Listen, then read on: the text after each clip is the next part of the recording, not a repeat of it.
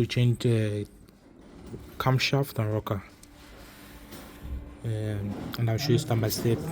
First of all, you need to move the engine mount.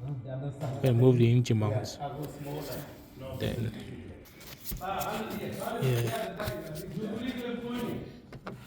that bolt, this bolt, that bolt, and that one.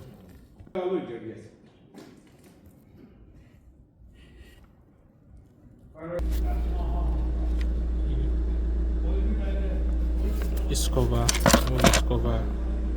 one year. Yeah.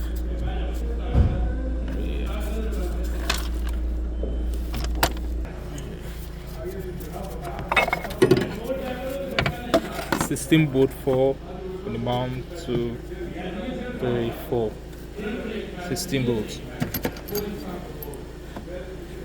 16.